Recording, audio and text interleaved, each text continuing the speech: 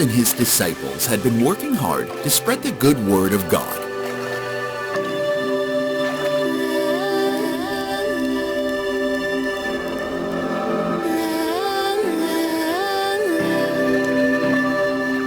They had traveled around the Sea of Galilee and beyond, telling special stories to crowds of people and teaching them all about God. Jesus and his disciples called their special stories parables, and townsfolk would come from all over to hear Jesus tell his parables. Jesus had also been performing miracles, showing the people his remarkable gifts and blessings from God. On one particular day, Jesus had fed thousands of people with just 5 loaves of bread and 2 fishes. You might already know that story, called the feeding of the 5,000. The disciples had seen Jesus perform this miracle, but didn't quite understand. Did Jesus do some trick to make more bread and find more fish?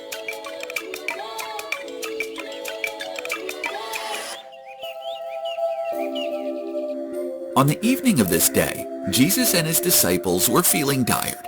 It had been a long day. Jesus had fed the crowds, told them lots of parables, and even healed their sick people. His disciples wanted to start their journey to the next destination. It was getting late in the day, and they were in a remote part of the lake. The villages were quite far away, and they had planned to travel on to Capernaum and Gennesaret. These were small settlements across the Sea of Galilee that they needed to travel to by boat. But Jesus told his disciples to take the boats and go on ahead without him. He would dismiss the crowd and go up into the mountains to pray. He thanked the crowd for listening and dismissed them for the day. The news had recently reached Jesus and his disciples that their dear old friend John the Baptist had been killed by King Herod. Perhaps Jesus wanted to pray for John the Baptist, or perhaps he just wanted to talk to God, his Father, privately. And so the disciples got into boats and started their journey across the water to the towns of Capernaum and Gennesaret. Jesus traveled along to a nearby mountainside and stayed there to pray for some time.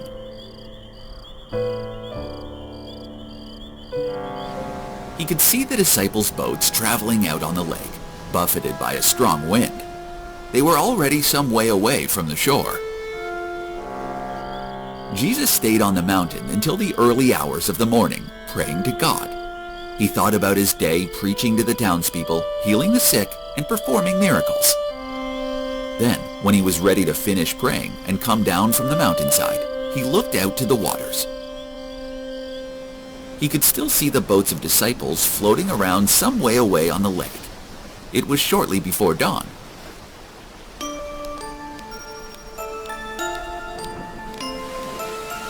Jesus went down to the edge of the shore and began to walk.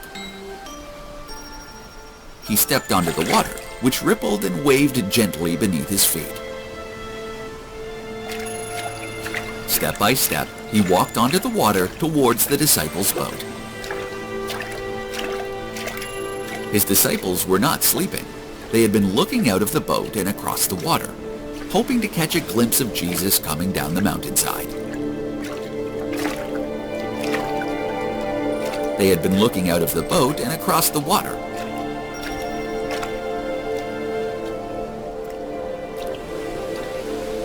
When they saw the figure of Jesus coming across the water towards them, they felt terrified and they cried out, "It's a ghost!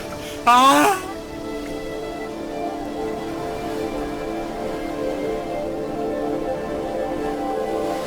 The disciples may have been so scared because of a superstition that was widespread in the age when Jesus walked the earth. They believed that seeing a spirit before dawn would bring bad things to their lives, and they were frightened that the figure walking on the water in front of them was a spirit. Surely a man couldn't carry out such a feat. But then Jesus called to them across the water and tried to calm them. "Take courage. It is I. Don't be afraid. The disciples heard the voice of their leader and teacher Jesus, and they felt bewildered. They looked across the cold blue ripples of the windy lake and squinted towards the figure. Then, with courage, Peter called out, Lord, if it's you, tell me to come to you on the water. Jesus heard Peter call to him, and he called back, Come.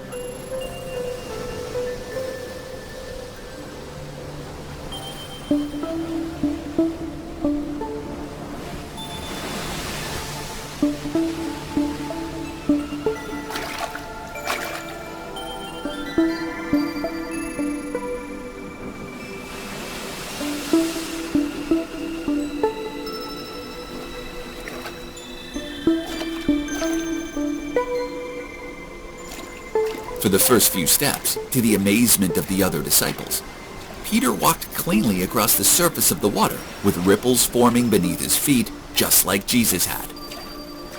The disciples watched in wonder, their eyes wide. But after the first few steps, the wind blew harder, and the dark sea rumbled beneath Peter's feet. He looked down into the deep black water and began to feel frightened again. The wind puffed and wailed around him, and his feet sank into the water. Peter cried out, Lord, save me! Lord, save me, please! The disciples cried and shouted as Peter sank into the water. Surely he would drown in the windy sea. But Jesus heard Peter's cry. Jesus walked towards him. Jesus extended his hands, and he caught Peter, wailing and thrashing just as he was about to drown.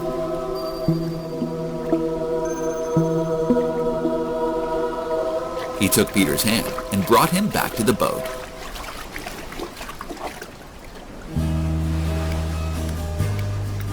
Peter and Jesus both stepped back into the boat. Peter shook the water from his clothes.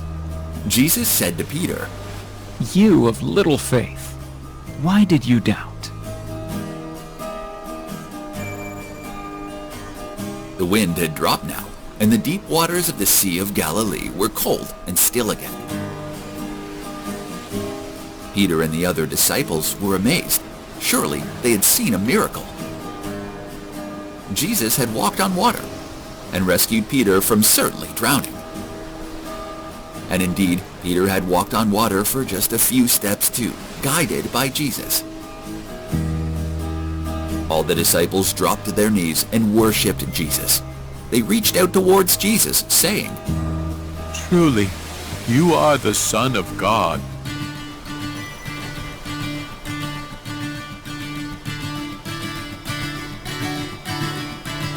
Now they felt ashamed, for they knew the Son of God wouldn't need to rely on tricks or schemes.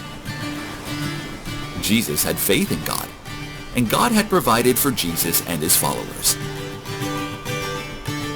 The disciples had witnessed the miracles of the feeding of the 5,000, and the miracle of Jesus walking on water. How lucky they were! Now they understand that Jesus was truly the Son of God. The disciples took up the oars again and continued the journey onto the small towns of Gennesaret and Capernaum. When they reached these places, they told all the local people about the amazing things they had seen Jesus do and the wonderful parables he had told them. The townsfolk of these places recognized Jesus. They had already heard word of a wonderful preacher who had come from God to help the people of the world. They brought out their sick and wounded and took them to Jesus, begging him to let the sick touch the hem of his cloak. Jesus was kind, and he let all the sick people come to him. All those who truly believed in the word of God were healed when they touched his clothes, and they danced and celebrated in the streets of Gennesaret and Capernaum. And so, the good news about Jesus and his miracles continued to spread throughout the land.